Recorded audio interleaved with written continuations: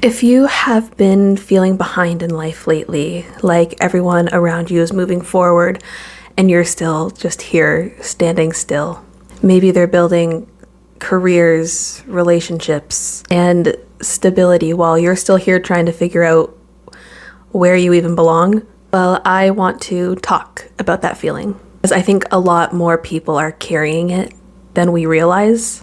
And if this message resonates with you, you are the exact person that I'm hoping finds this. Somewhere along the way, a lot of us, most of us, all of us learned this quiet belief that life is meant to follow a timeline. You know, by a certain age, you should have things figured out. You should know your direction. You should be progressing in some clear and measurable way. And when our life does not follow that path, we start to think that there is something wrong with us, that we're behind. So I'm here to tell you that life almost never unfolds in a straight line. It moves in seasons. Some seasons look like progress on the outside, while others look more like confusion or stillness or even falling apart. For a long time, I felt this in my own life, especially when it came to my career. When I graduated high school, I went to university as a drama major, and I stayed for 1 year. I loved and still do love theater, but I realized something really important about myself. Sometimes the things we love are meant to stay passions and not become careers.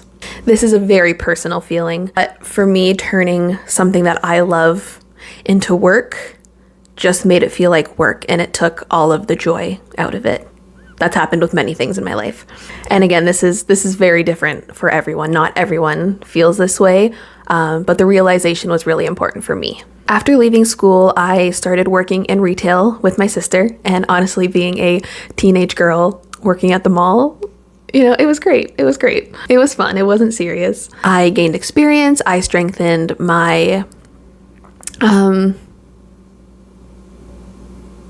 customer service skills incredibly well. And within a few years, I moved from employee to supervisor to assistant manager across many different companies. Then the pandemic happened. Everything shifted, as I know it did for the majority of us all over the world. The company that I worked for closed down, in Canada at least, and all of a sudden I was in this place where I was really lost again. Around that time, a family member who owns a small business brought me into work for her. It was still retail, but it was a bit smaller, more personal, a little more community oriented. For a while, I was content there. I mean, I was just grateful for a job, but deep down, I knew I still wasn't where I was meant to be. Then about a year and a half, there's a plane. About a year and a half to 2 years ago, I was diagnosed with ADHD and BPD, and that was a big shift in my life.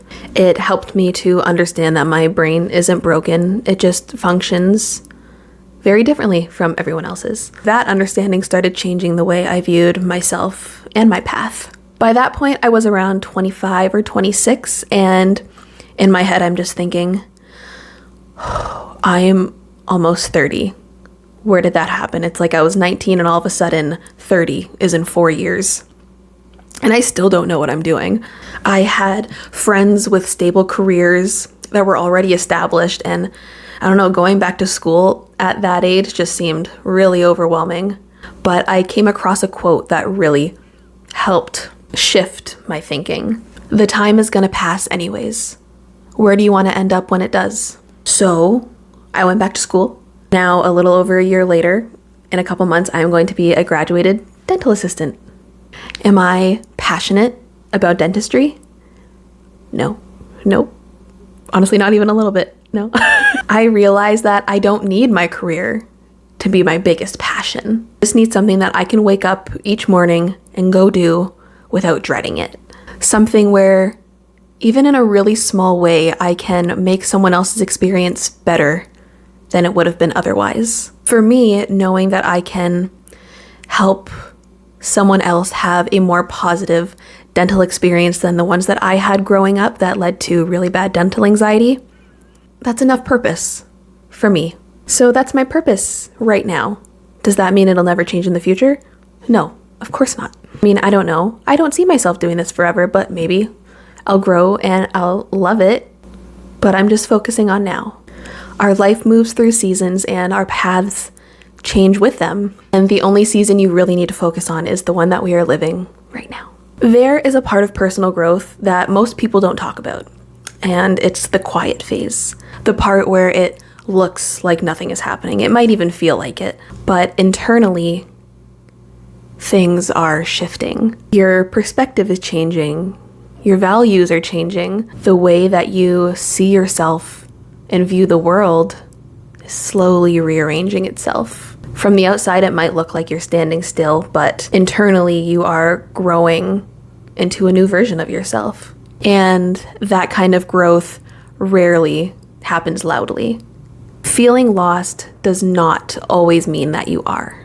Sometimes the moments where we feel the most lost are actually the moments where we're starting to question the paths that we were told we were supposed to follow. And questioning things can feel really uncomfortable. It can feel like you're drifting.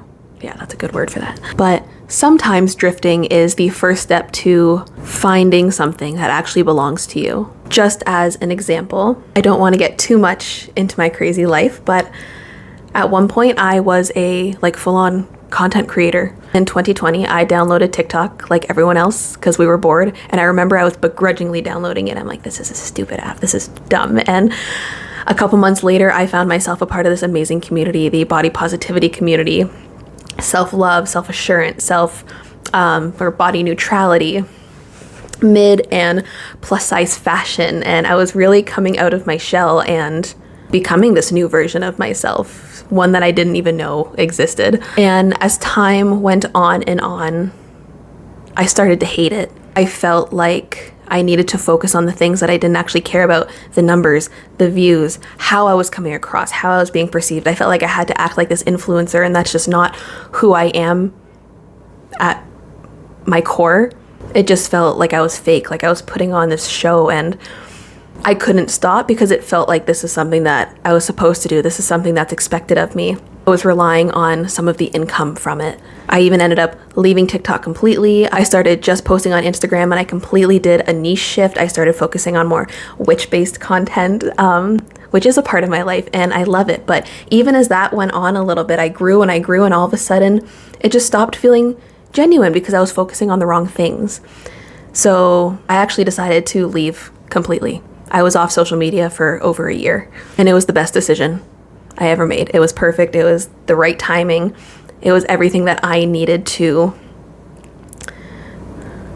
grow and learn about myself and really come back to center without all the distractions and all these opinions and just energies from different people all over the world. Because that's all what we're always exposed to. It's actually kind of crazy. But I kept feeling this pull to come back. And I kept trying to no, this is not something you need. This is not something that's meant for you.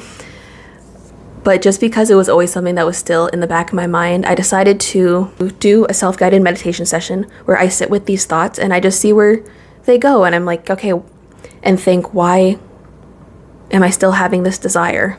I realized it's because I missed the connection part of content. That was the only thing that I loved about it, was connecting with people, having genuine experiences, and just putting positivity and light out there if that's something that I'm able to do. And now I'm here.